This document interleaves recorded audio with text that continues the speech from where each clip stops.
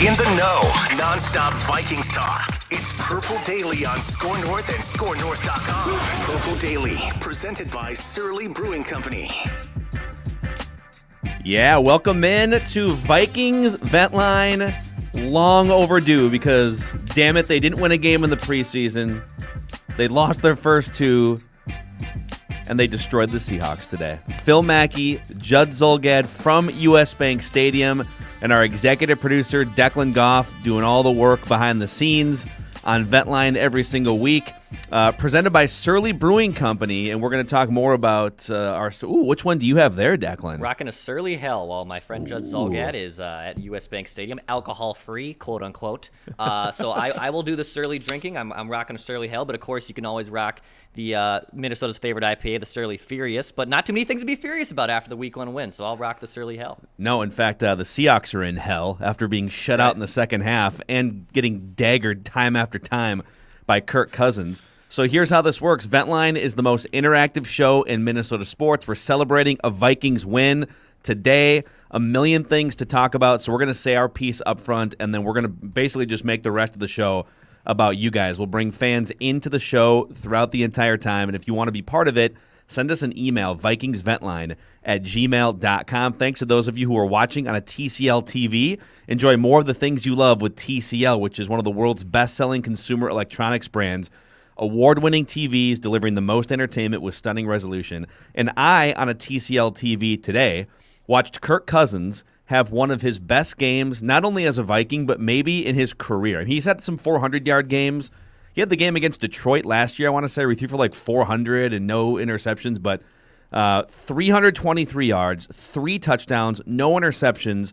And I think some of the throws he was making, that third down throw with a free blitzer coming in his face, to basically end the game and kill off more clock to KJ Osborne. That was a phenomenal play. So, Judd, how loud is it there right now? Let's unmute Judd and see if we can get his thoughts. Okay. I think it's fine. I think we're fine now. Let's start with your observations from the stadium, Judd. Go ahead. Let's see. Where do I start? Does Kirk Cousins want to be in the MVP discussion? He sure looked like he does today. That is as good a performance. And of course, I got a bunch of tweets back saying, oh, now, you can't rip him. I don't want to rip him. This is why they signed him. He played like he did today. He was fantastic. Look, the Vikings defense, let's be upfront about this, was a train wreck for the first quarter plus. Into the second quarter, they were a complete train wreck. And what did the offense do? They did two things. One, they kept the team in the game in the first half. There was a huge call that went the defense's way. The defensive holding call after Kirk got sacked that would have forced the Vikings to punt the ball from fairly deep in their own territory, but instead gave the Vikings a first down, was an absolutely enormous sea change in this game. But in the second half, what impressed me so much was the Vikings come out and do what? 8-minute plus drive on the opening possession. And look at the time of possession in that half. They didn't give their defense enough time to be on the field, to get burned. They kept them fresh. The offense won this game, plain and simple. If I'm giving out MVPs for this game, I got 3 of them. Kirk Cousins is 1. Kirk Cousins was that good. No question about it. He was lights out. Yep. 2, Alexander Madison, fantastic day. Dalvin Cook does not play. And I would argue that MVP 3 actually, I'm not saying Dalvin Cook's not a marvelous player, but I would argue MVP 3 in my hat trick actually benefited from Cook not playing. It was Clint Kubiak. Think about how much different this game looked and how much more Kirk was the focal point. And Madison was used very effectively, but you didn't feel like it was this, we got to pound the rock with 33. It was a great game plan. Eureka. This is what we've been talking about, Phil, for how long? And so my 3 MVPs for this game are Cousins, Clint Kubiak, and Madison. And I think it was such a well-called game. And it was as if Kirk and Clint working hand in hand today worked about as well as I can recall an offensive coordinator and a quarterback working in this town since Case Keenum and Shermer back in 2017. Yeah. I want to put one thing to bed here right away because I can tell you and I are already getting a lot of this on Twitter, and we're probably going to get a lot of it in the YouTube comment section. When are you guys going to admit that you were wrong about Kirk? Or, oh, now what's the narrative today about Kirk? I'll just speak for myself, I guess. It's quite simple. When Kirk plays lights out, He deserves all the praise. Kirk was lights out today. I'm not going to apologize for holding Kirk and the Vikings to a high standard and for criticizing his shortcomings. He does have shortcomings. There are reasons why the Vikings have so many ebbs and flows offensively, why he led the league in interceptions the first half of last year, right? Like, we've been all over his shortcomings, but we're also all over his lights out play when it happens. This is the 8th time in his Vikings career he's thrown for 300 yards, no interceptions, and at least 8 yards per attempt with multiple touchdowns. So, like 300, multiple touchdowns, no picks, and chunks through the air. This is the 8th time he's done that in his Vikings career, and he deserves praise. It's not that complicated. What are you guys going to say about Kirk? I'm going to bow down to that performance today. That was amazing. That throw to Thielen in the end zone on 3rd down and 12 or whatever, like, he deserves all the praise. He was awesome today. And this is why we get frustrated when he doesn't play well, because he has this ability. He has a great arm, okay? Flat out. He has a great arm.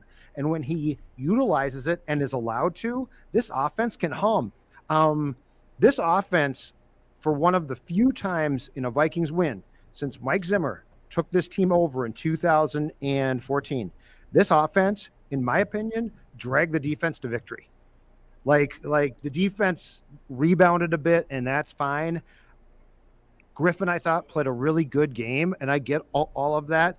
But the story of this game, without a doubt, is the Vikings' offensive performance and how Kirk played. And the fact that, again, for a quarter and a half, this defense today for the Vikings was absolutely, in my opinion, terrible. And the offense did everything they had to do to keep this game close, and then scored 23 unanswered points beginning in the second quarter. See, I'll say one thing about the defense, who, by the way, pitched a shutout in the second half. 0 points by the Seahawks and Russell Wilson in the second half. As much as they were just incapable of doing anything to stop the Seahawks offense through the first quarter and a half or so, at least, the yardage was incredible. I'm actually surprised the Seahawks didn't have more than 17 points at halftime when you look up. Yep. I didn't really. And next week, kind of the same way. Like, I don't expect the defense to do anything other than just hold on for dear life against Russell Wilson, and again against that Kevin Stefanski schemed, and that offensive line the Browns are going to bring is one of the best in the NFL. I don't expect this defense to do anything other than just like keep the score as close to under 30 as you can, and hope the Vikings can win in a shootout. And so by that standard, the defense actually outperformed my expectation today with what they did in the second half. So, I mean, there were some really rough moments in the first half, but ultimately to come back and pitch a shutout in the second half against Russell Wilson. But the time of possession that the Vikings had, especially on that first drive, to me, completely set that tone. Yeah. And look, I'm just saying that it's not very ordinary for a Zim coach team to say, you know who won this game, basically? Our offense. And I just, my praise of how Kirk played and this offense played, and Thielen and Jefferson and Madison is off the charts, because this was a game that the Vikings easily could have sort of shrugged and been like, oh boy, not our day again. You're 0-3. Your coach's job is in huge jeopardy at that point. And the offense and Kirk came back. And I don't want to ignore Clint, because I've questioned, can Clint Kubiak do this job? And clearly what he was doing today was on point. And when you take Dalvin Cook out, it should cause a blip, shouldn't it? Because I'm going to tell you right now, it didn't.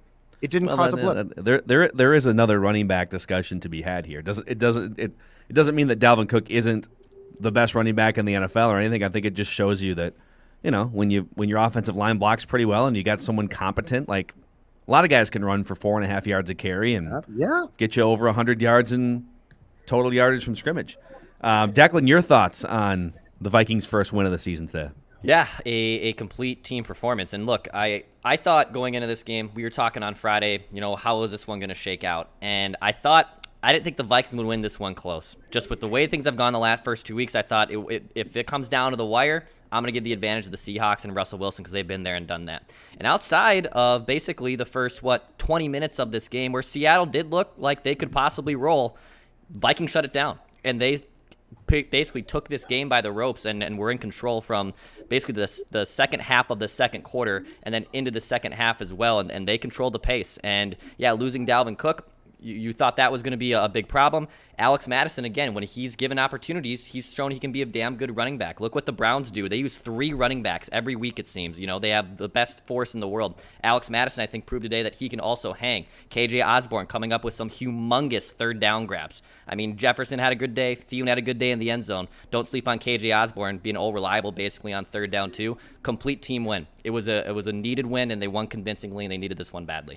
And, I know obviously you guys have been critical of Kirk Cousins. I've never lost faith ever. And you can now add another – well, he actually beat Russell Wilson, I think, when he was in Washington 4 years ago. Okay. But move over Randy Orton. We have a new legend killer in the Vikings locker room. Russell Wilson, slain. Drew Brees on the road in the playoffs, Hall of Famer, slain. Aaron Rodgers on the road last year. I think he might have beat Aaron Rodgers also a couple years ago. Yeah. Yep, he did. Eli Manning, Matt Ryan.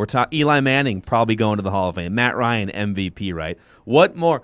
Bring Tom Brady on again. I want more Hall of Fame legend caliber opponents for Kirk to slay. To slay like he did. How dare you? How dare you, Griffin? You got his name wrong. So here's the one thing that I would like to know, and I'm sure it's going to become a story here if Kirk continues to play like this. What has been, or who got to him, or when did he decide that I have to get the ball out? He is getting the ball out far quicker than he ever has as a Viking. I believe Ben Gessling in a story today about Kirk in the Star Tribune said he was bottom 7 in the league at getting the ball out last year. He is now, I believe, in the top 7 of that same category. That throw to KJ Osborne in 2018, 19, and dare I say 20 is a Kirk sack, and it's bad. Yeah. That pass today was bang out. Dude. That changes the whole dynamic here. Changes the whole conversation. Also, and Osborne he did have a step, but he was covered on that play. That was just a magnificent throw and catch all around. But credit to the Vikings receivers and maybe a debit to the Seattle secondary, but it seemed like Vikings receivers were breaking wide open throughout this entire game. I mean, they were just, whether it was man or zone, Thielen and Jefferson, and even Conklin, my God, all these guys were beating their opponents and getting wide open and just presenting targets for Kirk to throw to. But the 2 best throws of the game were well covered. The throw that you're talking about on third down with a free running blitzer in his face across the middle to KJ Osborne. And then the third down, I think it was 3rd and 10 or 11, and they had to get to the 2-yard line or something for a first down. And he finds Adam. He looks off the safety and maybe a linebacker to the left, creates a couple extra yards for Adam Thielen, and he puts that football in tight window, tight coverage. So Kirk Cousins. You like that? You like that? Unbelievable performance today. He was excellent, and the Vikings are now 1-2. They're on the board. That means a pie chart of praise on Purple Daily tomorrow, but let's get to it here. This is Vikings Vent Line live on the Purple Daily YouTube channel presented by Surly Brewing Company. Mackie, Judd, Declan, and if you're watching us here on the YouTube channel, you can do us a huge favor. Click the subscribe button, and in turn, we'll give you daily Vikings entertainment. Click the bell notification so you get alerted, and click the like button. Let's see how many likes we can get on this thing. If you think the Vikings have a chance to bounce back and maybe win 3 straight home games, click the like button. If you think Kirk Cousins is shoving it right up our butts for being critical, click the like button. Show us how much you want us to eat our words. Declan, who's first on Vikings Vent Line today? Yeah, let's start it off with our guy, Cooper. Cooper, what's up, buddy? What's up, How's it Cooper? going, boys? Isn't Good, it man. How you nice? Isn't it nice when the quarterback lives up to that contract? It's just great. It's about time now.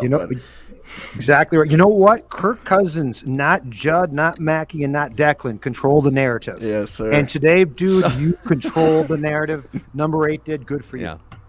Absolutely, but no, it's good. This game, to me, I guess this win didn't surprise me. They started 0-2, and they obviously had to have it. They don't ever, you mentioned this, they don't ever collapse Zim and Cousins. Now it's just about, I guess, can they take that next step to get past 7 to 9 wins and actually prove it from there? But are you guys just, I don't know, surprised by this win? They had to have this game at home opener. It's just, I'm glad they did it, but yeah, it's you had to do it and you proved you could. It's just expected at this point. Listen, Cooper, we're wrong a lot on this show.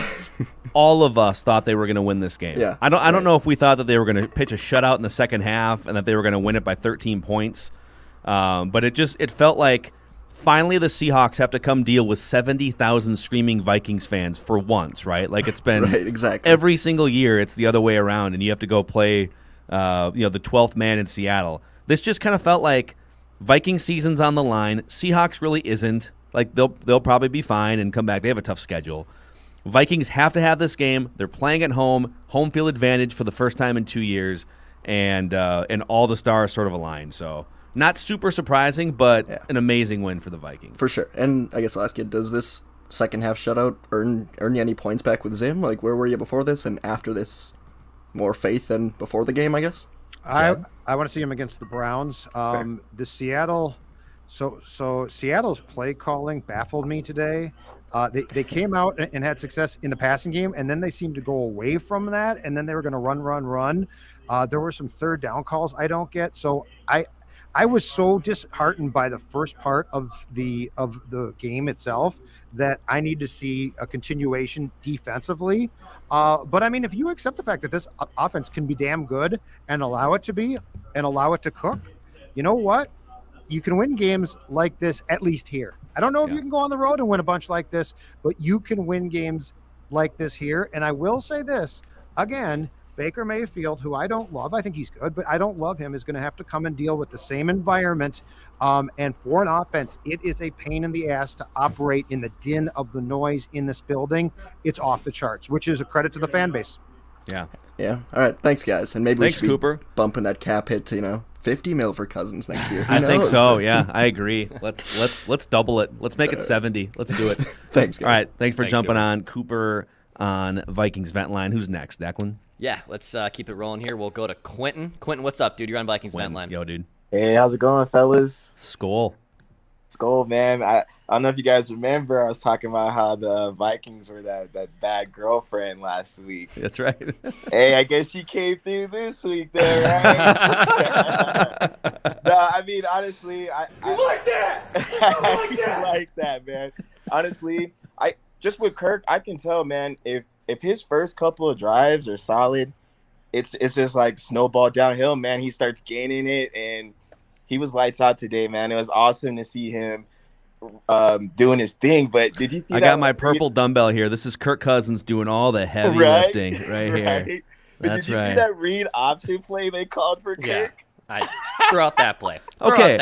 Okay. Clint Kubiak had a great day, except for that. It was like, what? I was like, did we just run a read option? And the clock was winding down too. It's like you have a limited number of plays. Like Kirk's just like sprinting to the sideline. Didn't kill him, man. Because God.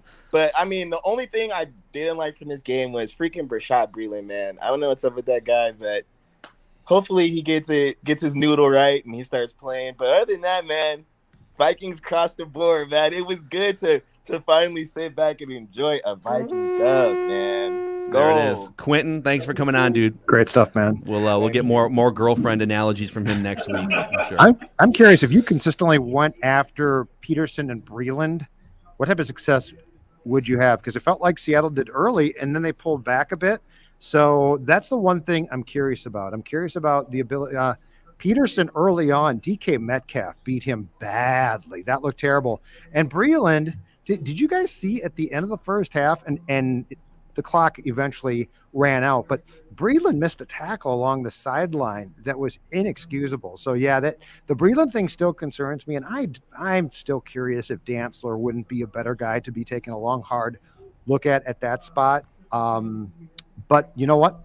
They did win. So it felt to me like the defensive front, and I'd have to go and see, and we'll find out once people look at the tape and once we look at the PFF data, how many times they sent an extra man, but they were really making Russell Wilson uncomfortable up front in the second half.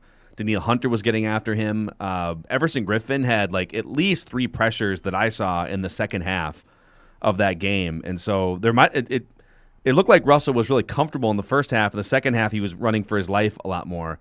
And we'll see. Breeland had a rough first half and got burned on a couple plays. And I was kind of wondering, are they just going to make a mid game switch like in the middle of the second quarter and bring Dantzler in? Patrick Peterson. My biggest pet peeve in this game actually was Patrick Peterson adamantly calling for Harrison Smith to get that interception at the end.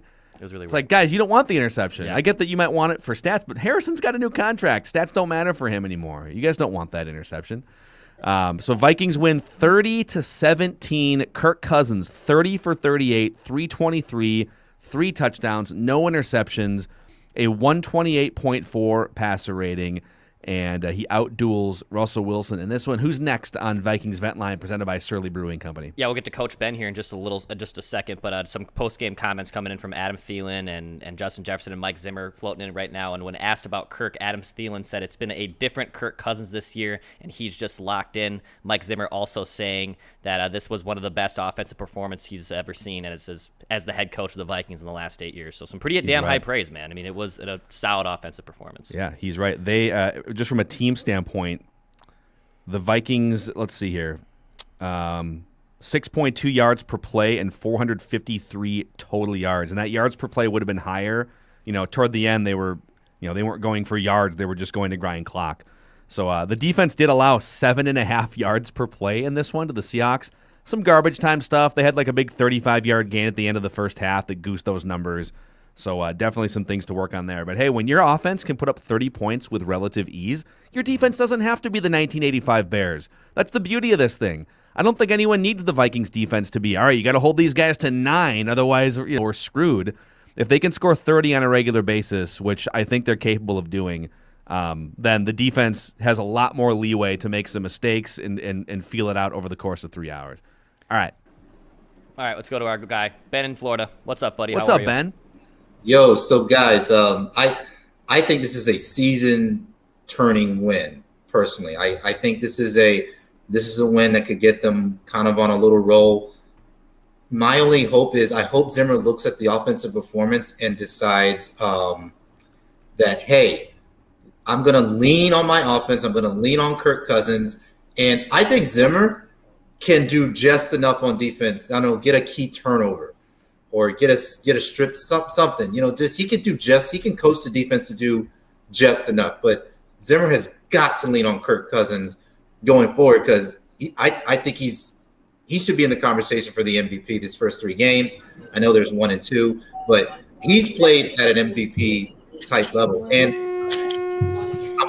2 other things too. I want to keep 2. I want to MVP. I want to heap 2 praises too. First of all, KJ Osborne's emergence this year is massive. That's a third receiver Kirk Cousins can trust. Like that throw where Kirk just threw it to KJ Osborne's area and said, "Go make a play." Yep. And that's what you want to see from Kirk. And for the second straight game, we'd have to look at the numbers. I thought the offensive line was terrific. Kirk got that strip sack. That was a fluke. That was kind of a fluky play. Kirk was trying to move out of the pocket, but I thought the offensive line played another very good game. And, I think Cleveland's the perfect opponent to come in next because Baker Mayfield is not Russell Wilson, and he's also not terrible. He's kind of like a middle-of-the-road QB. So I can't wait. I really think they can get to 2-2. And if you're at 2-2, you're feeling a whole lot better about yourself right now. Yeah. So yeah, great, Ben, great insight, man. Longtime OG Vikings Vent Line caller, and now joining us. We'll probably see you next week after that Browns game. And what do you think, Judd? Do you think this was? We saw the stats this week on teams that start 0-3, and it's like 5 teams in the last 30 or 40 years have made the playoffs after starting 0-3, and only 1 in the last 20. They do have an extra playoff spot now, and there's an extra game, but like this probably was a season-saving win. Oh yeah. Well, I mean, if they had lost this game and it started out, as far as I was concerned, in disastrous fashion because of how bad the defense looked, we would be having a conversation right now about Mike Zimmer's job security. There's no question about it. It would go from sort of a buzz of reckless speculation to no, this is really on the table. If they lose to Cleveland and Kevin Stefanski, the guy that a lot of people think should have been the next head coach of this team, and they were 0-3 and now they're 0-4, you were looking at a potential coaching change around the bye week. So this is a season-saving win, potentially. It dials down the pressure immensely on Mike. So, yeah, it's absolutely enormous. And you know what? Ideally, the defense starts out in this game and plays a better game. But the fact is, the offense came back, and the offense looked great. And I I find it to be, and we can certainly get into this more as the week progresses because it's a big picture conversation. I just find it to be so interesting that this offense, and Cousins in particular, thrived without this weird reliance on Cook, as if Cook has to be the star.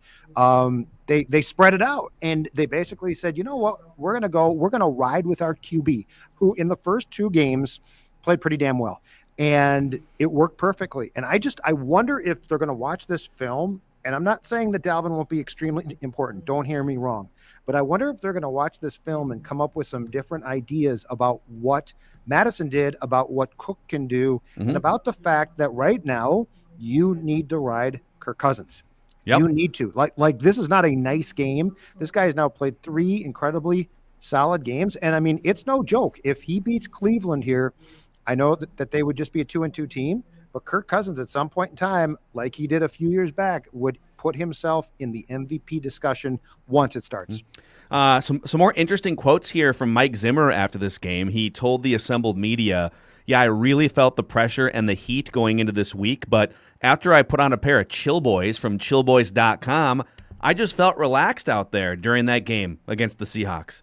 Chill Boys is passionate about one thing, your comfort, whether you're the head coach or whether you're just, a random Joe who feels the need to upgrade his underwear like we are.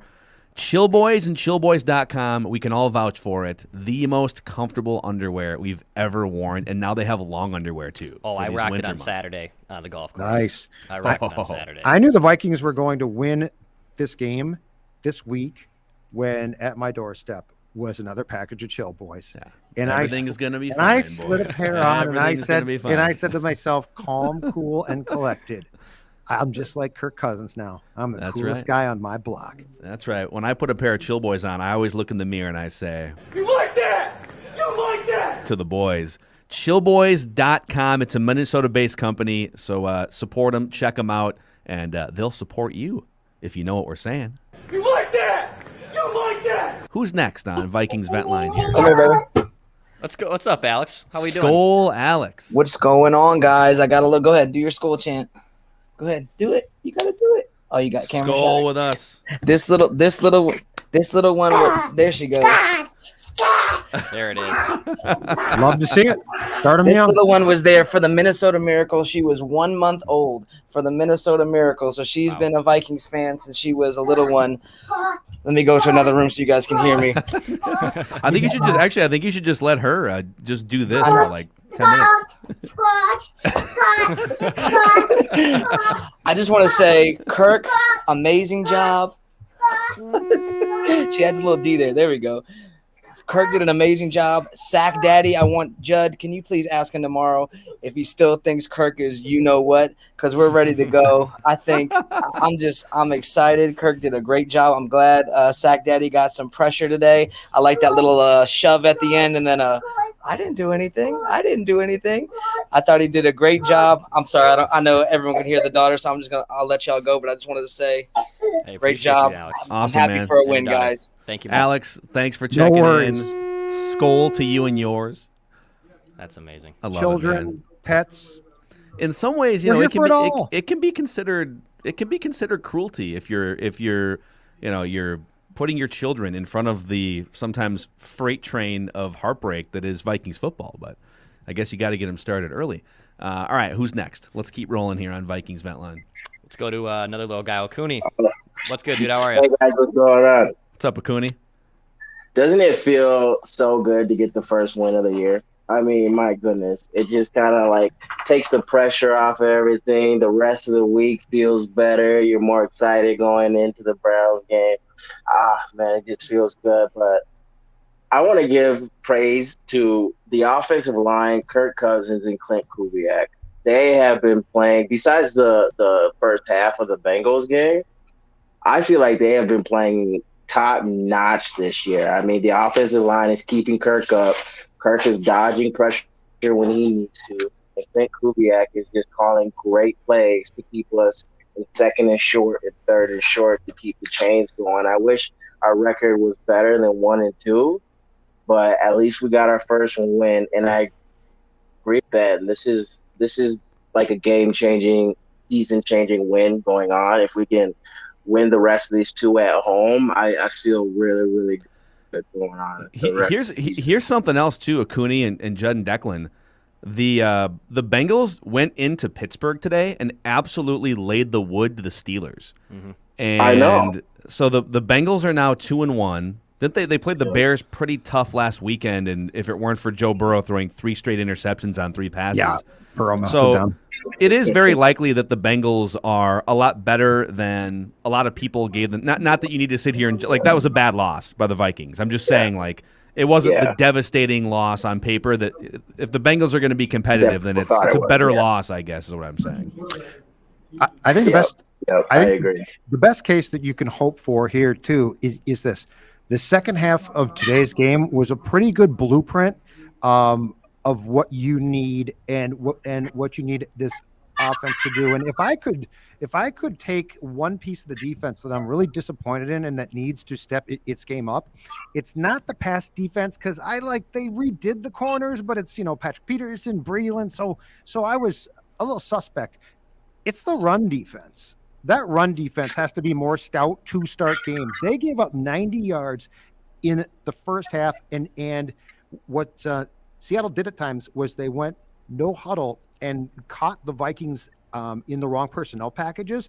But that run defense, flat out, in my opinion, when you're paying Tomlinson and Pierce as much as they are, needs to be really, really stout and really good. That would be the one thing that I think needs to and should show real progress here. And if you can do that, it's going to help you a lot. I totally agree. Especially with the run defense. I mean, have we heard Dalvin Tomlinson's name in the last 3 games? I mean, we got him in free agency. We expected him to be this run stuffer like Linval Joseph, and we haven't heard a thing from him. One thing I would also like to see from the defense is I'd like to see a lot more pressure on the quarterback early on in games during the first half. We're able to get it during the second half. And also, I think Zimmer, his time clock management today was a lot better, but also just situationally. Like third down, third and longs and stuff, at specific points in the game when it really matters, He did it really good in the second half, calling, great blitzes that, confused Russell Wilson and everything. If he can work on that and they can work on the run game, I feel really good about the rest of the season. Well, Cooney, we love your insight. We'll talk to you after the Vikings and the Browns heavyweight fight next Sunday. That should be a blast. Oh, yeah. I'm really excited. That game was going to be a buzzkill if it was 0-3, right? Because it's like, oh god, is this going to be like is this going to be the game that now everything starts to turn toward 2022? Which whatever, we'd have fun with that too. But now it's like, oh wow, the Vikings the Seahawks are a legit team in the NFC, and the way that the Browns looked again today, the Chicago Bears. So they started Justin Fields for the first time. He went 6 of 20. The Bears had 47 yards of offense for the game. Yeah. They averaged 1.1 yards per play, which is the second fewest basically in NFL history. Mm-hmm. Fields was sacked 9 times, correct? That is correct. Bear down. Here's an interesting tweet from Cam Dantzler just 9 minutes ago. Okay. Quote, "I'm tired of biting my tongue about this whole situation for real. ... So I don't know if he's still frustrated by not getting snaps. Obviously, the team won today. Kind of a weird timing to tweet something out like that at 6:47 p.m., so just 10 minutes ago. But again, tweeting, I'm tired of biting my tongue about this whole situation for real right now. Dex, a Buckeyes player, quit the team in mid-game last night, and I think threw his jersey in the stands. So, it's a different day and age of the modern athlete now. But that's got to be about playing time. Well, dude, what's the point of tweeting, dude? Well, whatever he's talking about, whether it's him trying to be like everything's fine behind the scenes, and you guys are trying to put whatever. This is not the time to tweet something cryptic like that. Yeah. It shows immaturity, and it's probably a glimpse into why he hasn't been higher up on the depth chart for the last 2 months. Yep, but he probably watched Breeland in the first half. It's like, I should play, and unfortunately does not have the necessary filter to be like, I should probably tell my agent this and not the fans. Yeah. Yeah. So no. This is. I'm just saying, an Ohio State player literally, I believe, walked off the field and quit the team during the game last night. So that not I didn't see that everyone is happen. making. Not every athlete in Done 2021 with the makes show. good career decisions. I'm quitting. I quit as a Gopher football fan yesterday. Actually, that's what I did. Oh, No, we I'm not can. gonna quit. I can't wait for. I tomorrow. burned all of my hooded sweatshirts. I got some statements that go well beyond the Vikings' impressive win today. Yeah. Awesome. So this is Vikings Vent Line, the most interactive show in Minnesota sports, presented by Surly Brewing Company, also presented by the Minnesota Lottery and these Vikings scratch game tickets. So, your Sunday's already going pretty damn well, right? The Vikings just beat the brakes off the Seahawks, who finally came to US Bank Stadium for the first time and found out what that atmosphere is like. If you want to make your Sunday even better, why don't you check out one of these $5 scratch games that can win you up to $100,000, or a $2 skull game that can win you up to $15,000. Say, I'm into Viking scratch games from the Minnesota Lottery. Must be 18 or older to play. Click the subscribe button if you're watching us on Purple Daily YouTube. We'll get you daily Vikings entertainment in return. And click the like button. Let's see how many likes we can get on this thing and pump up the positivity after the Vikings' first win. Who's next on Ventline, Declan? Yeah, let's go to Alex. Alex, what's up, man? You're on Vikings Vent Line. Hey guys, I can't beat the other Alex that had his little girl on there. I mean, that was awesome. But I do got my purple light on. Wow. Celebrate the first Vikings win. Just feels love so it. good, man. I love it. So you're just like sitting in a completely pitch black basement with a purple Vikings light in the background. Oh no, this is my upstairs. This is Oh. just how I roll. Gotcha. I Gotcha. appreciate Yeah. it. Nice. The light What- it burns. So what stood out But, to you? What stood out to you today? Well, yeah, I mean, everybody pretty much said everything that I, had before. But how about Gronklin finally unleashing? I think he had almost 100 yards and a touchdown today. Yeah, he or had something quite close to that. 7 catches, 70 yards, and a touchdown. Yeah.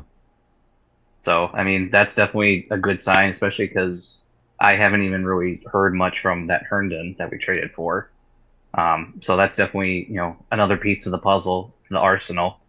And yeah, I just loved that the fans booed Gray Joseph when he tried to, what was it, on the 2-yard line when they were attempting that last field goal.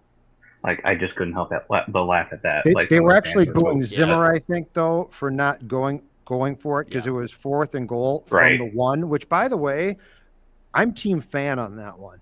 Hmm. I would have Yeah. tried to score the touchdown because worst case you're stopped. You're at the 1-yard line. Yeah, go They're Dagram. at the 1. There were 2 involving the Seahawks today, and that one. There were 3 4th down punts I didn't get, or field goal attempts in Joseph's case.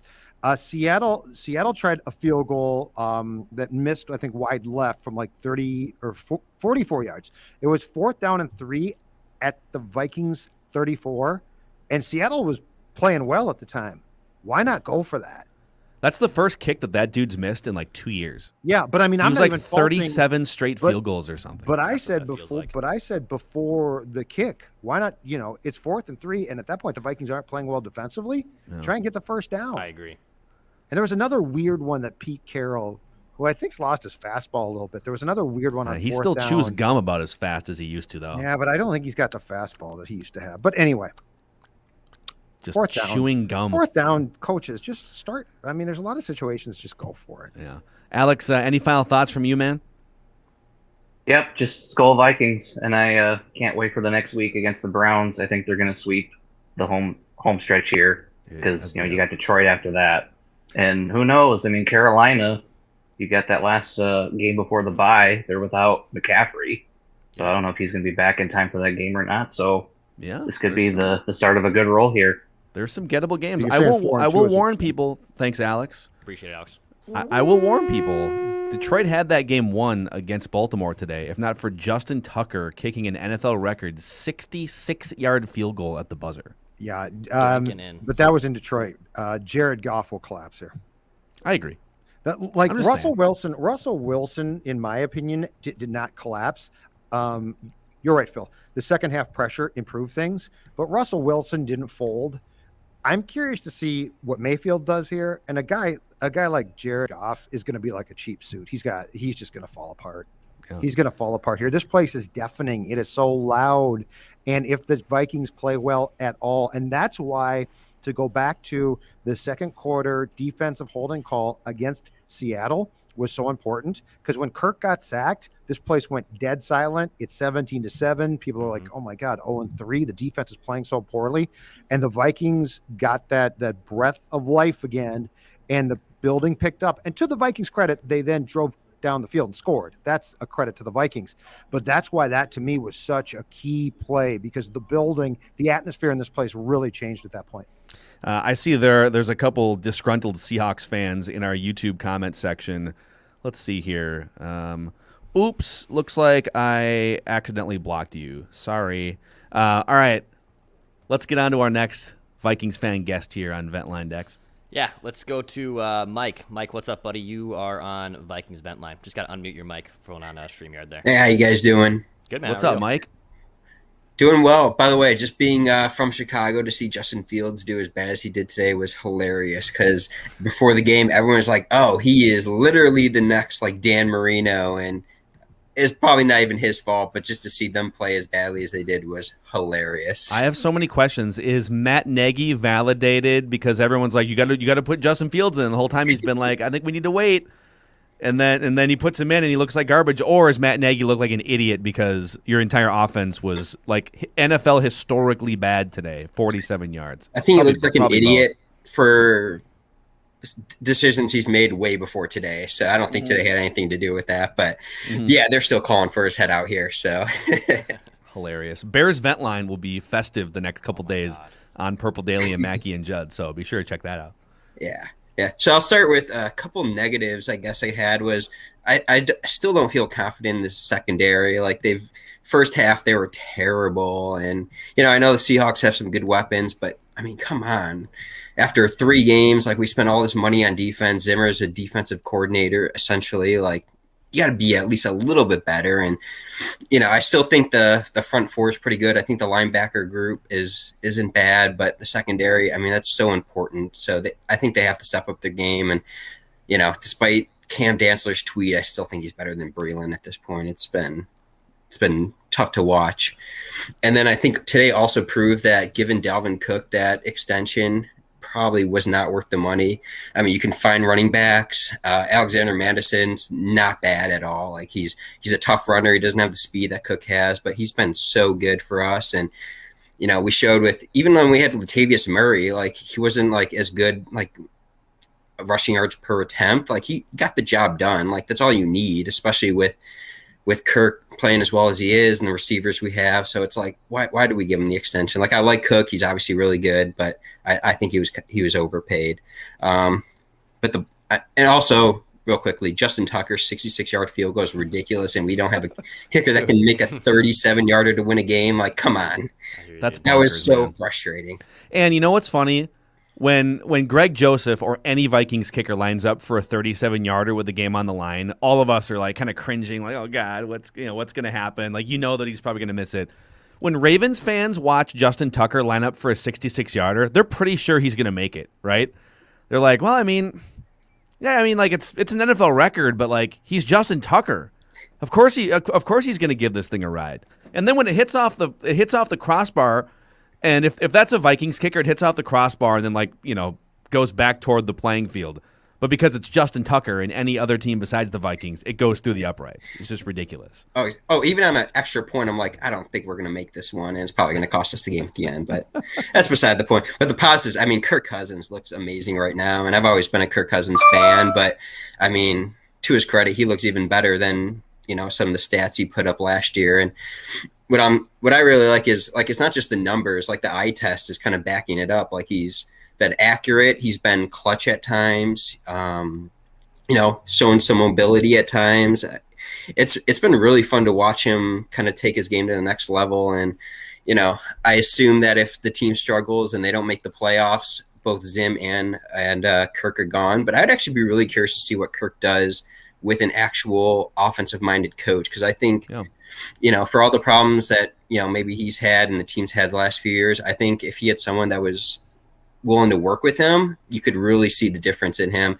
And actually, I'll give some credit to Clint Kubiak, and even the first couple games that weren't called great, I'll kind of blame that more on Zimmer than Clint, because, I mean, play calling has been great in years, and, whether it's Stefanski or anyone else, like, it hasn't really changed no matter who the OC is. So I'll blame that more on Zim than anyone else. And also one last point is the funny thing is like 1-2, like it's not a great record.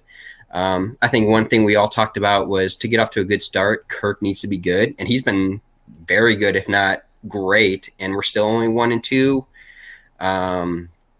You guys kind of talked about like, is Kirk maybe the most unlucky quarterback ever, or is he missing something?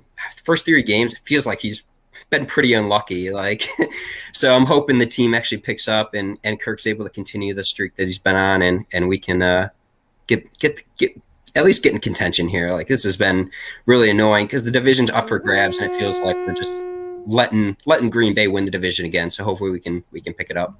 Green Bay's got it's tonight, right? They're playing San Francisco here shortly. That'll be a tough one. But Mike, great stuff, man. Thanks for coming on. Thanks for having me. Thanks, Judd, real quick, what are your thoughts on the his Dalvin? So his first point was that the Vikings may have made a mistake, or at least have reason to second guess paying Dalvin Cook. Right. Thoughts?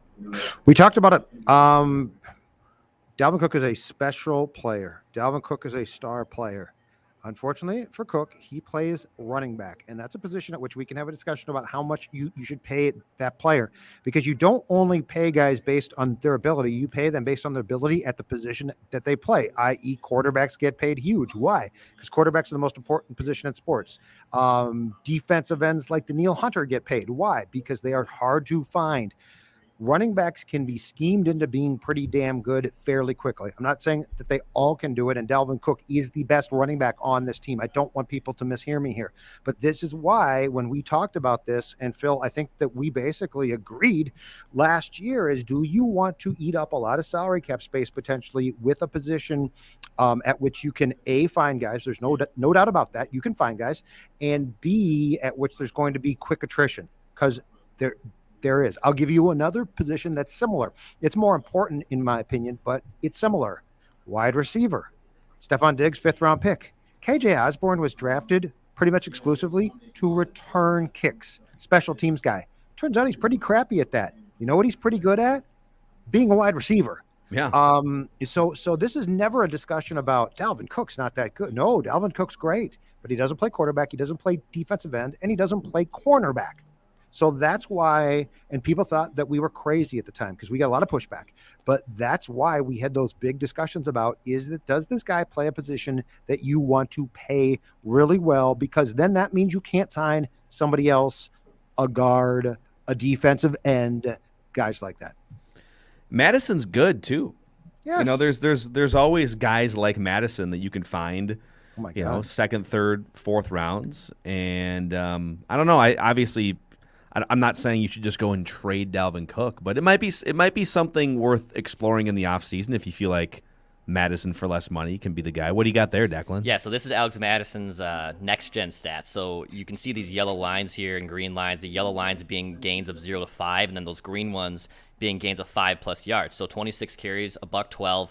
Not really hitting some big runs, but not hitting home runs, but he's effective. He's an effective back, and Dalvin's awesome. I mean, how many times has Boone or Mackey or Judd or any one of us have come on the show and just said, with Dalvin Cook on the field, it establishes the run. And a guy like Alex Madison, like, yeah, it's easy to say, like, well, you didn't have to overpay for Dalvin Cook because Dalvin Cook's a damn good special back and you want him on your team. But when you see something like this from a 3rd-round pick who's making chump change, yeah, just cost-effective wise, it would make more sense not to overpay for a running back. It's like if you told me right now, all right, you can have Alex Madison as the starting running back for the next 3 years for a lot less money, and by getting rid of Dalvin Cook, so trading him, it would guarantee you, you know, a top 10 center. You know, like what I would want to know, what's the trade-off? Because I'm not just going to say goodbye to Dalvin Cook, but if it meant, hey, you can use that extra cap space, or you can use, you know, whatever the return is in a trade to get a hole filled somewhere else, you know, I'm probably open to that conversation. But I will ask Alex you this. Madison's a starting caliber running back, I think. Would you rather have Steve Hutchinson or Dalvin Cook? Steve Hutchinson. Steve Hutchinson. And if you remember, in 2006, a year before AP, Chester Taylor, who had been a backup, and I liked him a lot, but he was a backup to Jamal Lewis in Baltimore, came here and had a really big year. He was good, but why? Because that offensive line was damn good. And one reason why that line was so damn good and gelled so well is because you got a Hall of Fame left guard. I would almost always rather spend on a special lineman and then put a good running back behind that line than I would say, okay, we're just going to, we're going to have Cook, and the line might be okay. It might not be, because the problem there is, again, the attrition, right? So Dalvin Cook, by the nature of the Vikings line not being near elite, partially gets beat up, and he's really good at trying to get extra yards, but he's also a guy who that catches up to. So that's why, I think that there is a very good case to be made that if you tell me Joe Thuney or Dalvin Cook, I'm taking the left guard. Steve Hutchinson is pretty old now, but I still think he could hold up, which is why I still choose him. It's like when somebody asked Ted Williams, like 15 years after his playing career or 20 years after, do you think you could, you think you could hit 300 today? He's like, yeah, for sure. I could probably hit 350 or whatever. Or he said, like, I could probably hit 300 or 310. I'm like, oh, really? That's it? That's all you could hit? Well, you got to remember, I'm damn near 65 years old. So I wonder if Steve Hutchinson right now, give him 2 weeks of training, if he could block as well as Dakota Dozier. You'd have to get fatter, bigger. Yeah, he probably would. He lost a lot of weight. He looks really good now. Want to know with Dakota Dozier on the active roster. I'm not saying, I'm just It's saying. true. He was on the active Now he's roster. back down tomorrow. Yeah. Alex Madison, 26 carries for $112. He also caught 6 passes for 59 yards in this game. He was targeted 8 times, so they just plugged him in, and they used him just as much as they would have used Dalvin Cook. Who's next on Vikings vent line? Declan? Yeah, let's go to Jack. Jack, what's up, man? You're on What's mic. up, Hey, Jack? how you guys doing? Can you hear me? Yes, sir. Yeah. Awesome. Great. Glad to be on the show. I have not been on here since it was Judd's hockey show, and the Wild threw a terrible playoff game, and that was rough. But today we got to celebrate. I started taking notes when we were down pretty bad in the first quarter, so I was like, I'm going to stay positive with it. Real quick here, I'll flip back to my first page. I love the paper notes. This is a very Judd-like thing. You're like Thank you. miniature Judd here, man. Hey, Your that's paper great. notes. Sports dad. I appreciate it. Well, young. my father was born in '67, so he's right around that time. He brought me up, and since I was about 6, 7 years old, I've always known you got to watch out for kickers. You got to watch out for Minnesota hockey foiling their odds at making playoffs and all that good stuff. Yep. But I came prepared today, ready for a loss to stay positive, but today we get to be positive with a win. So, like, first things off, this was a little bit later in the game, but watching Myers miss a 44-yard field goal, it just felt so good. Like, not that it was like a game-winning field goal kind of thing, but like just seeing that kind of happen to someone else, like 44 yards, he'll probably make it, and he didn't. That was really fun. The other one, Garrett Bradbury, he's looking like a first-round bust, but I get to choose where to inject my purple Kool-Aid. And so watching him absolutely bully 56 on 56 Brooks, the linebacker, on that little screenplay out to Madison, I believe it was a lot of fun. But then after that, the Vikings came back, made it a win, gave me some other stuff to talk about. My other point real quick here, who gets it? Harrison Smith gets it. I was a little worried about him watching him in the first 2 games. I was like, man, is he getting a little bit slower? Is that contract going to come to bite us in the butt? But on that last play, where you can argue whether or not it should have been an interception or not, we didn't really need it. But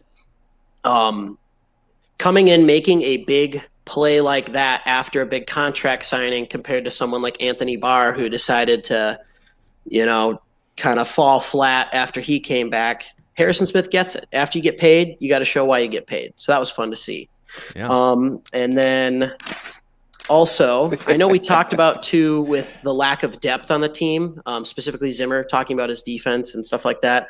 But today, I think we can all agree, and you guys touched on some of this already with Madison, but I think we have some depth in some of the right positions. So I made a little note on the side here after that replay where Tyler Lockett was down. And we thought we had a fumble there for a minute. It was the right call, but, I was like sitting there going, man, these replays have been killing us, right? Like Dalvin Cook, was his butt down?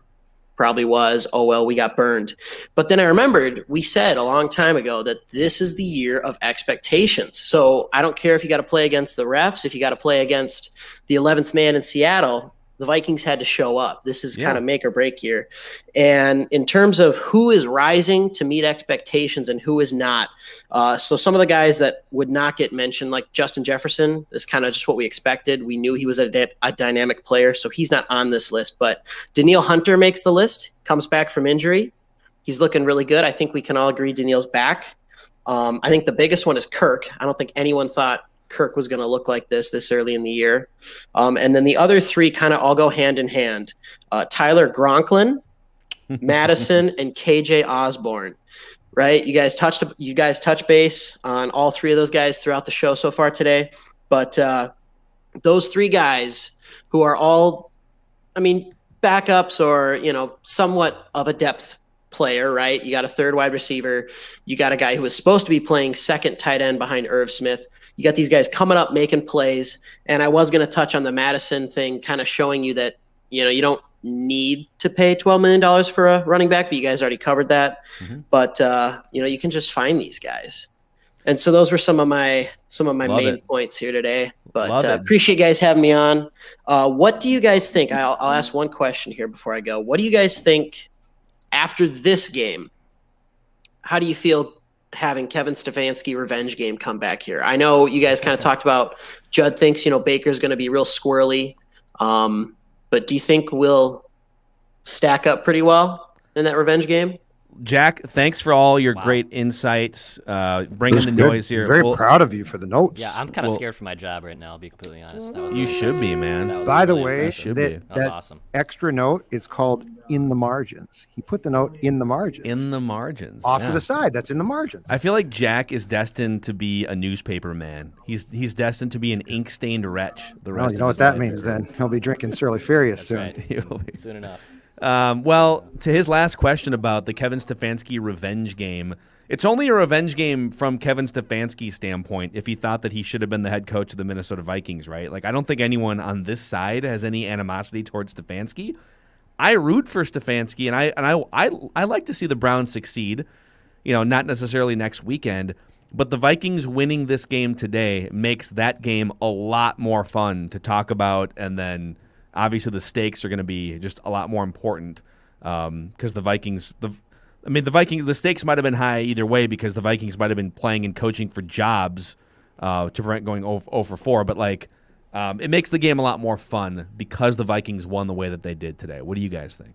Absolutely does, and it's a really good test at home against a good team, which you need. And so I think that it's only a revenge game in the sense of what Stefanski has done, and he and the Browns have done a great job. What they've done in Cleveland now, and they're going to bring their team here, and we're going to get to see what a Stefanski coach team for the first time really looks like. So it's not, to me, it's not like a Zim against Stefanski in reality. That's a fun storyline. But what it is this is going to be a test. I believe that Cleveland right now is a better team than the Seahawks. I think it's going to be tough. Phil, you talked about the Browns offensive line. Myles Garrett, who had like 4.5 sacks or 5 sacks today, is going to be tough. So this is going to be a really good test at home. And I would argue that the Vikings should win this game, but you're going to be going against a team that's going to make it extremely tough. So I'm looking forward to it from an entertainment standpoint, and B, it's going to give us a pretty good idea because like the Cincinnati game, I didn't think, in fact, I know the first half the Vikings played really poorly. The Cardinals game, you can talk about the luck and the Greg Joseph miss, and that's all legitimate. I think this game is going to give you a really good idea of where this team is at, and going against a team like the Browns, I'm curious, can Kirk keep this up? Because the Kirk Cousins that we're seeing right now is Kirktober. And it's September. Last I checked, September, and October came early this year. And if he can continue this, and this offense can continue to look like it does, that's a game changer for a Zim coach team. Like, we're used to the defense carrying it, and this is a different dynamic. And if you beat Cleveland, I think flat out it's going to be impressive. Oh my God! Like, I don't think it's going to be like, well, they weren't that good, or it's fluky. I think it's impressive. If they beat Cleveland, it legitimately puts them in a different discussion in the NFC. Yes. Because it'll have been back-to-back wins against playoff teams. after a loss on the road against a team that many think could be a playoff team, Arizona. They came back to beat Jacksonville down, 13 points today. Yep, and I just looked this stat up, and this to me might be the most impressive thing. It's one of the most impressive things about the game today across the board, but it's the most impressive thing about the second half of this game. Seattle at halftime, time of possession, 16 minutes, 47 seconds. For the game, 24:07. They had the ball for a little over 8 minutes in the final 2 quarters. And here's what I hope Zim looks at, because here's the lesson. What did the Vikings do effectively today? They threw the football. I always feel like it's got to run to burn the clock to keep their defense on the field and keep mine off, right? Kirk, because you let Kirk control the game, he did a great job both running with the run, but also with the pass, of absolutely dominating the time of possession in that second half. And I'm seeing, the stats about what the Seahawks didn't do. I think they rushed for like 12 yards in the third and fourth quarters. But why? Because they didn't have the ball. Because the Vikings did a magnificent job offensively. I'm going to go back and give them credit again. A magnificent job offensively of keeping the football, beginning with that first drive. Yep, this is Vikings Vent Line presented by Surly Brewing Company. Judd is at the stadium right now at US Bank Stadium. Phil Mackey here and our executive producer Declan Goff sipping on a Surly right now. A few nuggets here before we get back to Vikings fans and turn the show back over to you guys. So the Pioneer Press, well, actually, everyone, all of the beat writers are basically quoting some version of the same thing here. So a lot of the Vikings players have come out and said that Kirk's got more swag this year, right? And oh my God. I'm just reading this account now from the Star Tribune. So players talking about Kirk Cousins playing with more swagger. When Kirk was asked what that meant to him, he recalled what Kyle Shanahan said about him as a rookie, quote, "Your swag is having no swag." Heard that. So self-reflective, self-deprecating Kirk. Good for him. The Vikings are an early 1-point favorite, by the way, for next week's game against Cleveland. Interesting. So that tells, usually it's 3 points for a home team, so that Vegas thinks Cleveland's the better team. The Vikings a slight favorite because of home field advantage there. We'll see where the line moves.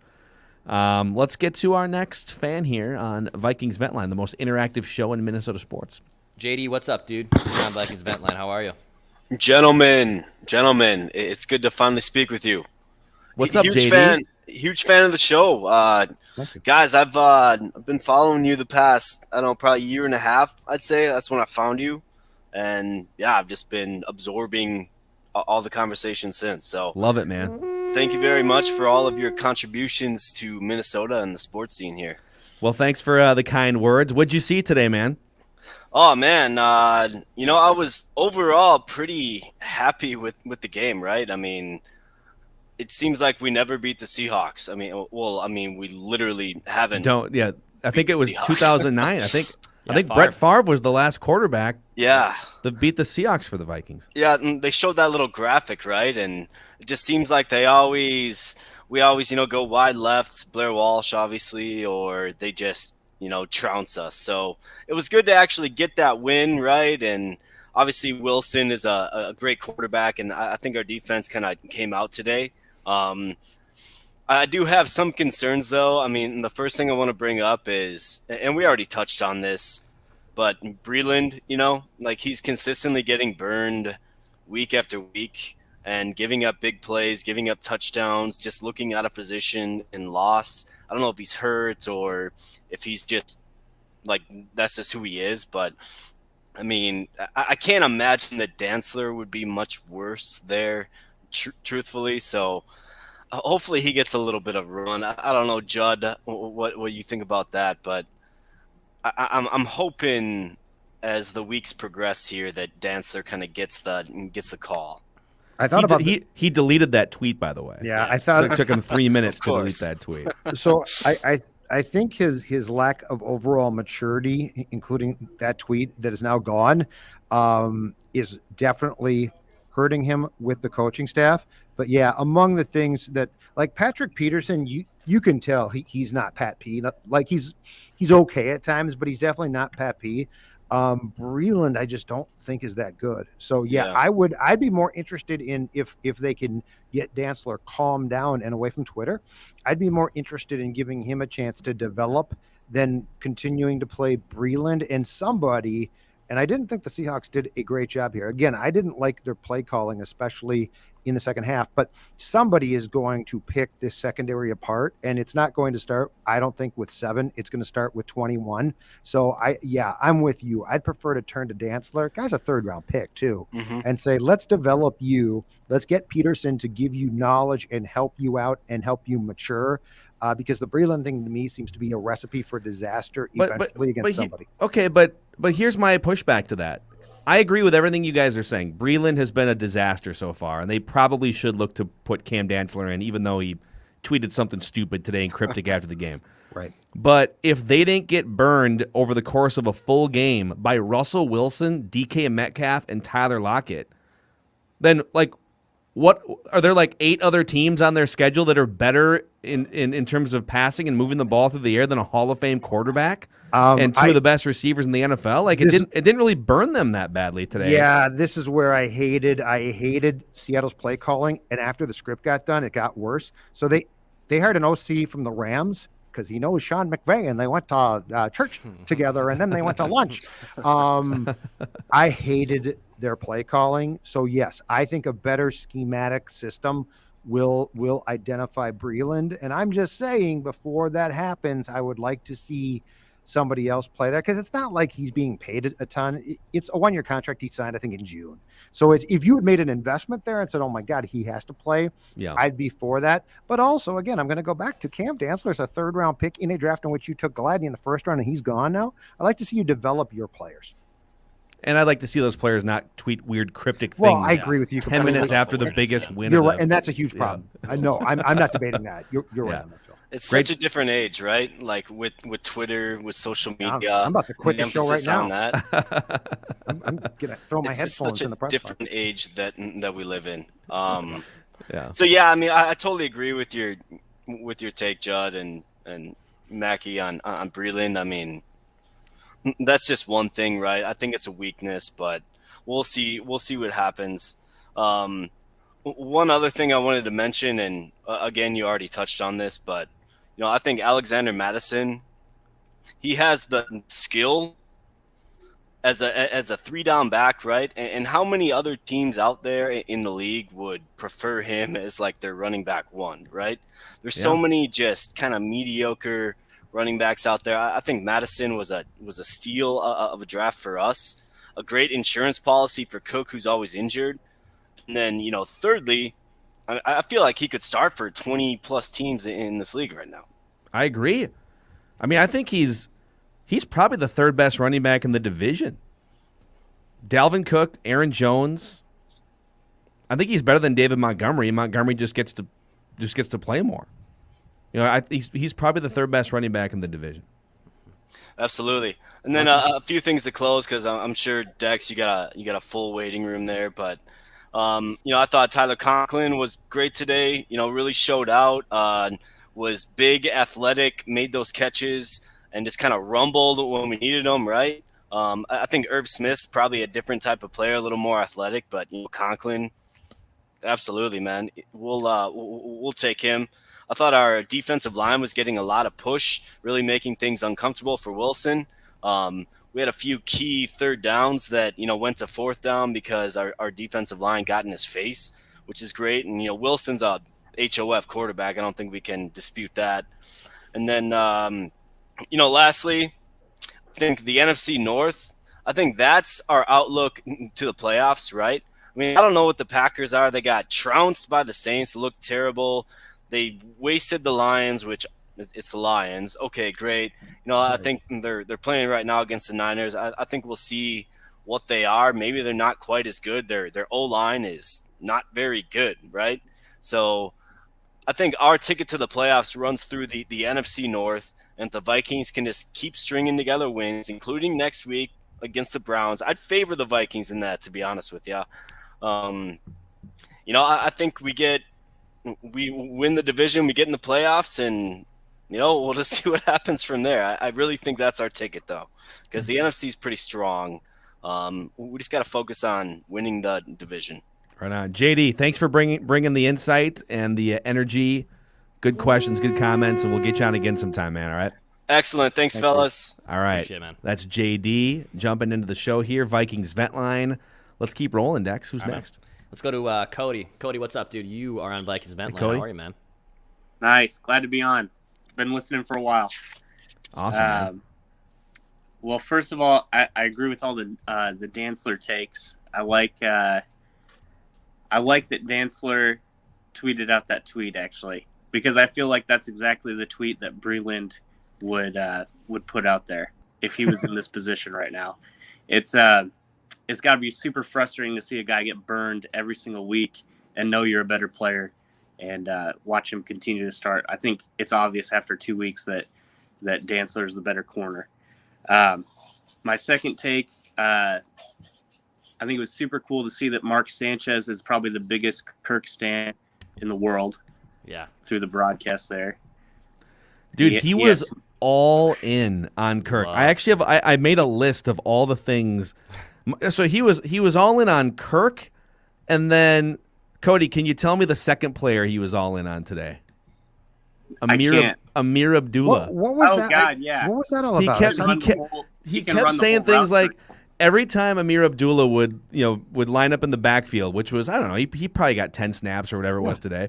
And then he would run out, he would go in motion and go out wide. And every time Mark Sanchez would giddily say, and there's Abdullah lining up out wide. I'm telling you. You better watch him. And like two or three times he said something like, we're just waiting for Abdullah to make a big play. It's going to happen at some point. And CJ Ham. He was all over CJ Ham. He loves CJ Ham. Yeah. So the things he said about Kirk Cousins, and by the way, say all the positive things you want today after Kirk Cousins, dude was lights out. He said Kirk is one of the most underrated quarterbacks in the NFL. He called Kirk a stone cold killer. Yep. And a guy that just delivers in the clutch, and he's an executioner. Yeah. Wow. And he said Minnesota fans take Kirk for granted. So Mark Sanchez, I man. laughed out loud at the most underrated quarterback in the league take. And Teddy Bridgewater actually might be the when most underrated quarterback. The game. I said I love hearing people talk about Kirk Cousins that don't watch them play every single week, because it's just. That's a different reality, I guess. Mm-hmm. And my third favorite part of the game was Kirk Cousins' shoe throw. Oh yeah, that was probably what happened to his shoe. Decision making was elite. Right. It was elite decision making because he had a choice. He tried to slide that thing on like it was one of his New Balances, and he was going onto the back porch to overcook some steak. Funny. And Judd, because Judd was at the game in the press box. I was trying to look through the binoculars. So I don't know, like on the previous play, he must have had, I don't know if his shoe kind of popped off, and he had his shoe sort of half on, but like the heel was pressed down under his foot. I've done that. Right. So it was like his right shoe was like a slipper going into that snap. Oh, okay. And he didn't have time to like stick his thumb in there and pull the heel back. And so instead of calling, they had 3 timeouts left. Why not just call timeout? It was a 3rd and 7. It was kind of a critical play. And instead of calling timeout, he just kicks the shoe and he's like, nah, screw it. I'm throwing a laser. At least he made a quick decision. He did. I like that. You got to preserve those timeouts, man. I agree. The ball got he was like, and could have been picked. I didn't like it. Call a timeout, dude. He's like, "Gall darn it, I don't need this shoe. I'm not a mobile." He was, dude. That's the swaggiest thing he's ever done. No, actually, the you like that thing in Washington was the swaggiest thing. But kicking the shoe, he was feeling himself so much. He's like, he had no doubt in his mind. I only need one shoe to complete this 3rd and 7 pass. If you're gonna lose the shoe, you got to complete the pass. Yes, that's the rule. I think he got batted down.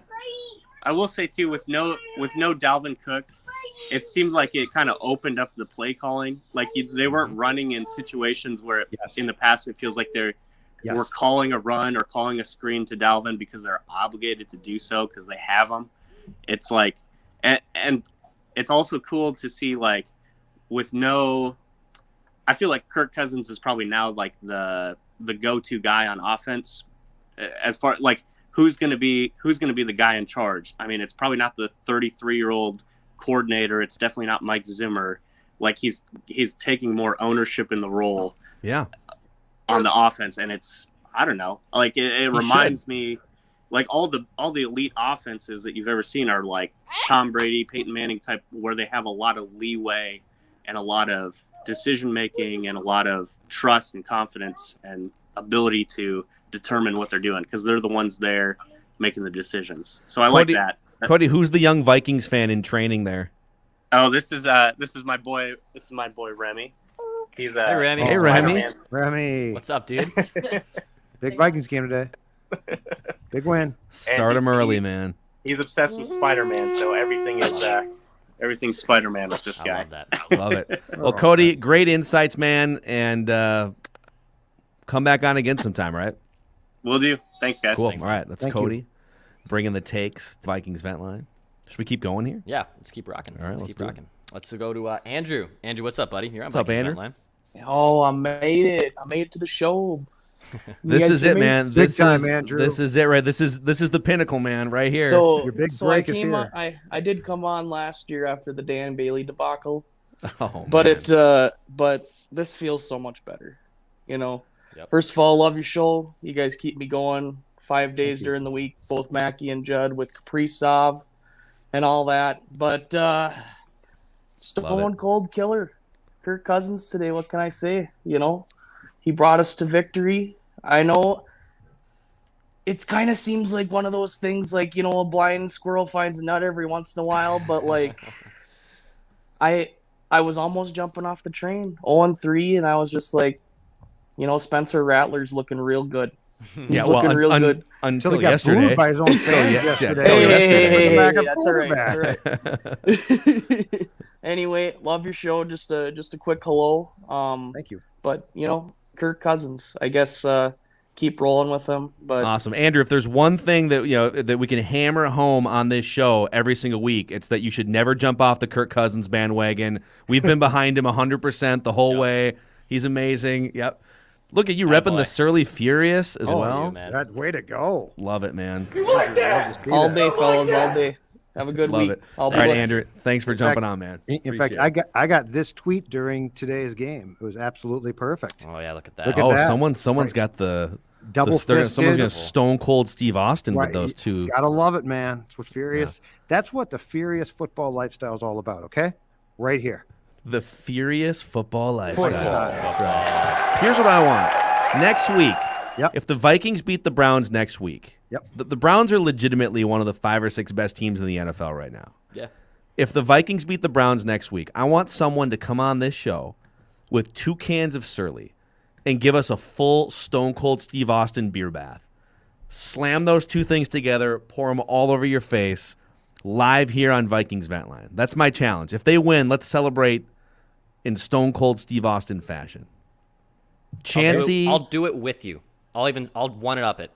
If someone wants to Declan do it with you. Okay. I will be there along your side, jouncing myself in Love Surly it. Brewing. Hopefully you have a a hardwood floor I area do. there in your I apartment. Do. Where I record, I'm in the kitchen. put a towel so on. yeah, Couple it'll be fine. towels. Yeah, you'll be You'll fine. be fine. Wouldn't be the first time. Yep. All right, let's get to. I think it's Kip is Yeah, next. Loyal listener, Vikings Kip. Vent Line. Friend of the show, Kip. What's up, Kip? bud?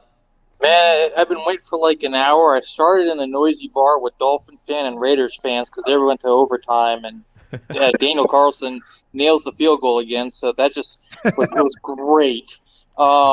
See, everyone's bringing on the cute kids and everything. I got the puppy here. You know, the dog. Who's a good Yeah, boy?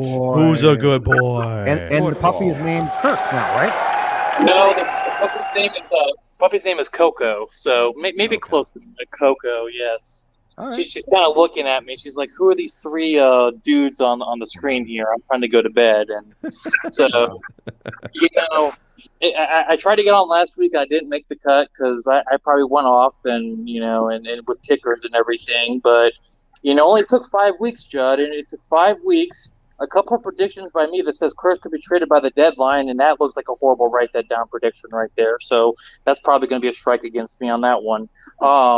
But Judd, I think the secret was you went down to Mike Zimmer and you handed him the pair of chill boys, And while he was changing this, Joe Boy, you handed him the Judd's keys to victories in his play sheet, and you just slid it right in. Yep. How'd you know?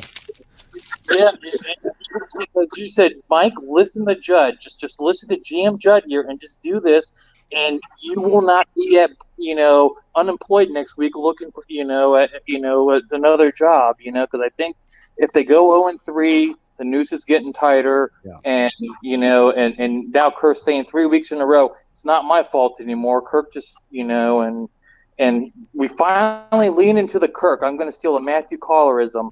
Lean into the Kirk. They finally just did it. Yeah. And Zimmer's kind of like, well, my defense can't stop a nosebleed, and so Kirk just go throw the ball and let's pray we don't have interceptions and you know what? And Dalvin's little brother showed up today, the backup running back there. They need to use him 10 to 15 times a game. Give Dalvin rest, because now Madison has proven that. So that's just my thoughts there. And I wish I had a Surly Furious, but I had a Michelob Ultra with seafood tonight. So, so it's all good. And Coco's just giving me the look now, like, hurry up and get off the block. Like, wrap it, yeah. All right, Coco, bye. Yeah, she passed gas, and that was the Seattle play calling today. So that was. I can't blame Coco. All right, Kip, Yeah. Coco, Kip. thanks for coming on, Ventline. Appreciate it. Coco's like, screw you guys. I got to poop. Who's a good Coco? Yeah. Good boy, good girl, whatever. There's a girl. Turns out it's a girl. Oh, well. Good. Who's a good girl? It's a good dog. Yeah. Yeah. So, the Vikings, man, what a win for them today. If you guys are new to the show, this is Purple Daily. Vikings Ventline is our Sunday edition of Purple Daily, but we're pumping out 10 episodes a week of Purple Daily, 7 days a week, 10 episodes a week, all throughout the season. Alex Boone, former Viking, that I think if your last memory of Boone was being mad at him because he didn't live up to the contract, check him out on our show on Tuesdays because he brings amazing insight and energy, offensive line discussion, etc. It's a blast. Realistic Randy on Purple After Dark on Tuesdays. Purple Access with Judd and Chip midweek, usually Thursdays. And then all the other normal fun episodes. So check us out. If you're new, thank you. Click the subscribe button on the Purple Daily YouTube channel, and we'll get you daily Vikings entertainment in exchange. And hit the like button on this video because it helps spread the word about this show. So any final thoughts from you guys after the Vikings finally get their first win of the season? Check this out quickly. I just got this one. Look at this outdoor setup. Sweet. So he's got the outdoor TV. Yeah, the outdoor TV. That's a nice setup. It's really clutch. intrigued. It's a clutch move, man. That's Yeah. a great move. Very good move. I think that this win, first of all, is enormous. Because if you're 0-3, there's a lot of trouble, and we could talk about, well, they should be 3-0, or it doesn't matter. I think it also sets up this homestand now to be incredibly successful, and offensively, like I think I'd like to see elements of the defense improve, no question. Okay, but that being said, I think we saw sort of what the blueprint can be if they allowed this offense to cook. If they allow Kirk the freedom to do what Kirk can do. And so, yeah. Empower Kirk. Kirk. And make him, and make him comfortable and and I'm fine with this. Make him the focal point. Because if he's not, you're probably going to fail. So make him what he was today, which is the guy who has the ability both through the pass and just orchestrating the offense to hold the ball, to help the defense. Like, I think we saw today what happens when Kirk's playing this well and you do go with that. So yeah, I think this is an incredible positive today. I really do. Final thoughts? I think it doesn't derail your season. 'Cause if you lost today and you're 0-3 and you got the Browns coming in, I mean, I know the cliche of must wins and non-technical must win situations is an easy one to throw out, but this to me felt like a must win, and you had to go and prove it convincingly, and the Vikings did that. They did that convincingly for the better part of 3/4 of this game today. So they're back on track, and as our listeners have pointed out, you beat the Browns next week. You're 2-2. You have the Lions. You have the Panthers. You have a bye week.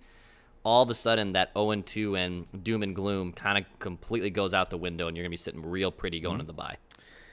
The Packers, I think. Let me see here. They were up 3-0. 10-0 now. They just scored again. All right. Well, if they beat the Niners, then Yeah, I was going to say, if they lose to the Niners and they drop to 1-2, the Vikings, I think, might be the best team in this division, just depending. But if the Packers put up a fight and maybe beat San Francisco, then we'll find out in the head-to-heads against the Packers. But this was, I agree with Mike Zimmer. Mike Zimmer said after the game this was the best offensive performance he's seen in 8 years as Vikings head coach. I think I agree with that.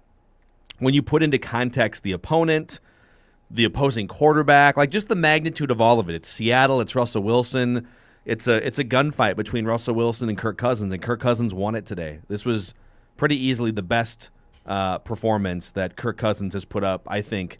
I'm going to say it's a top 5 Vikings performance, but you could argue that because he was facing Russell Wilson, it might have been the best performance that he's put up as a Minnesota Viking. It was incredibly complete.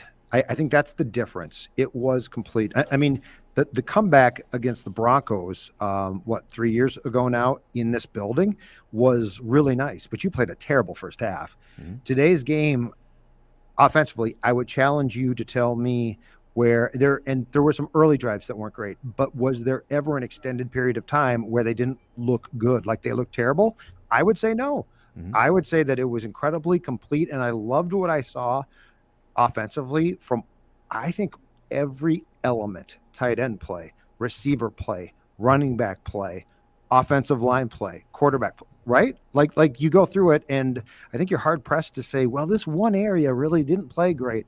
I think every area, they might not have all played great, but every one of them did what you need them to do to be successful. Yeah.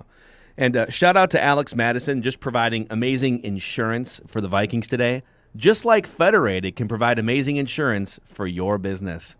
That's right. If you're a business owner out there and you're looking to protect your bottom line, Federated is all about risk management. They're all about protecting your company, your bottom line, your employees, with all the resources and people that they can offer. Over 100 years of experience helping keep businesses protected. Find out more at federatedinsurance.com. And remember, at Federated, it's our business to protect yours. You like that? You like that? All right. That's a wrap. That's a wrap on this episode of Vikings Vent Line, presented by Surly Brewing Company. Looks like my oven's getting preheated for a little pie chart of praise that should be being delivered tomorrow. Going to dust off the pie chart of praise for the first time. It's been a long time. It's been about 9 months or so since we've done a pie chart of praise. I haven't washed the pan, so that's going to be another thing. Oh, yeah, dude, you should watch. You should watch that pan I'm before a you put in storage. I'm a Oh, now it's going to have all that scum stuff on it. Oh, yeah. All right. Pie chart of praise tomorrow and statements on Mackie and Judd. But thanks for hanging out with us. The most interactive show in Minnesota sports. It is Purple Daily here on Score North. Mackie, Judd, Declan, we'll see you guys tomorrow.